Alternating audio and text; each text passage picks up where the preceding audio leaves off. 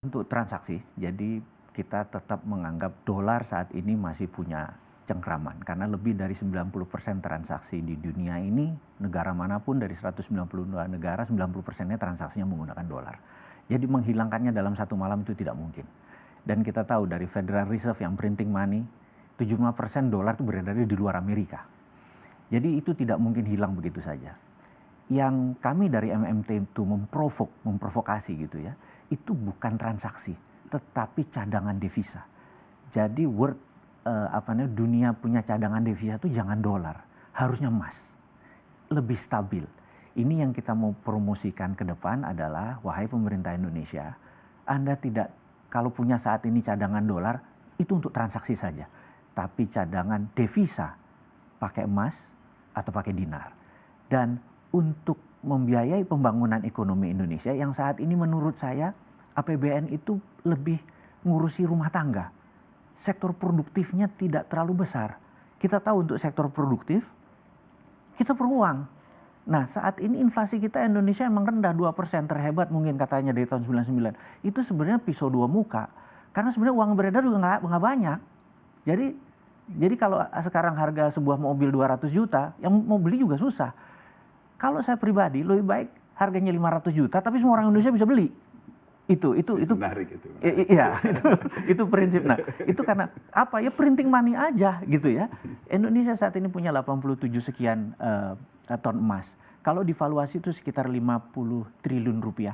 Printing money Indonesia saat ini 5.000 triliun alias kita memprint money 100 kali lipat dari cadangan devisa kita. Yang emasnya gitu ya, itu kalau kita ambil ratanya. Ke depan, kenapa nggak tonasenya ditambah menjadi 200 ton, 300 ton, sehingga print money-nya bisa 1.000 triliun. Kita nggak perlu pinjaman uang dari manapun. Syaratnya ada lagi, dan nggak boleh ada barangnya import ya. Pada saat kita memprinting money, uang yang kita gunakan 100% produknya harus lokal. Dengan demikian angka produktivitas kita tinggi dan cadangan devisa kita bisa naik. Nah Pak, seperti apa Pak Peter menanggapi ide dari Pak Mardigu yang provokatif? Ya, saya suka nih.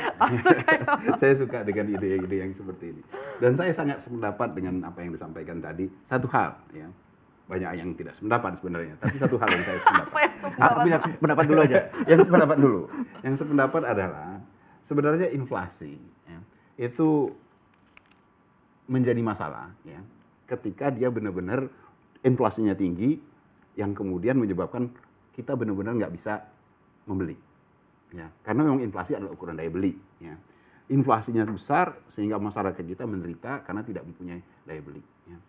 Bagaimana karena inflasi itu kenaikannya, ya, sebenarnya yang kita isukan kenaikan kan, bukan level. Ya. Kalau kenaikannya itu sekali waktu memang naiknya besar, ya, tapi kemudian setelah kenaikan itu kita bisa mendorong pertumbuhan ekonomi yang lebih baik, kemampuan daya beli yang lebih baik, ya, yang berujung kepada kemampuan daya beli yang lebih baik, sehingga walaupun dia mengalami kenaikan harga, tapi terbeli. Itu yang dimaksud sama Pak Mardigu tadi. Ya. Jadi contoh misalnya, di Jepang harga beras itu 50.000 per kilo.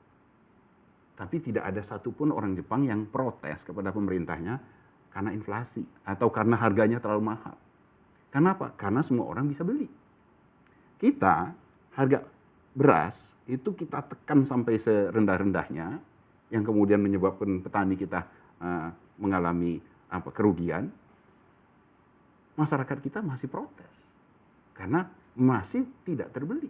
Jadi walaupun berasnya sudah murah cuma 10.000, 15.000, tapi tidak terbeli. Lebih baik mana? Lebih baik yang 50.000 tapi terbeli daripada yang 15.000 tapi tidak terbeli. Itu yang saya ambil dari Pak Mardigu.